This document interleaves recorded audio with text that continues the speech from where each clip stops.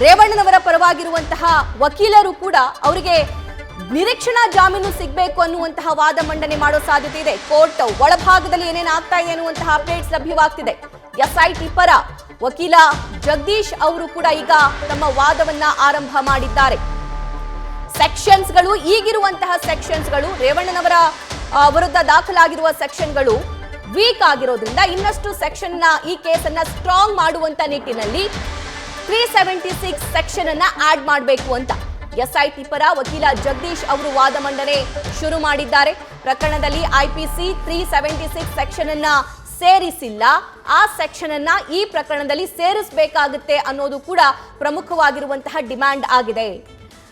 ಈ rape case ಆದಂತಹ ಸಂದರ್ಭದಲ್ಲಿ 376 ಸೆಕ್ಷನ್ ಅನ್ನ ಆಡ್ ಮಾಡಲಾಗುತ್ತೆ. ಆಗ ಕೇಸ್ಗೆ ಇನ್ನಷ್ಟು ವೇಟೇಜ್ ಕೂಡ ಬರುತ್ತೆ.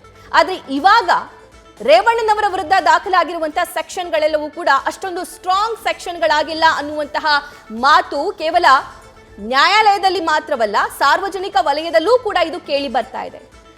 ಇದರ ನಿಷ್ಪಕ್ಷಪಾತ ತನಿಖೆಯಾಗಬೇಕು, ಈ ಕೇಸ್ ಮತ್ತಷ್ಟು ಸ್ಟ್ರಾಂಗ್ ಆಗಬೇಕು, ಮತ್ತಷ್ಟು ಸಂತ್ರಸ್ತೆಯರು ಬಂದು ಕಂಪ್ಲೇಂಟ್ ಕೊಡಬೇಕು ಅಂತಂದ್ರೆ 376 ಸ್ಟೇಟ್ಮೆಂಟ್ ಅನ್ನ ರೇವಣ್ಣನವರ ಅರ್ಜಿಯನ್ನ ವಾಪಸ್ ಪಡೆಯಲಿಕ್ಕೆ ನಿರ್ಧಾರವನ್ನ ಮಾಡಲಾಗಿದೆ.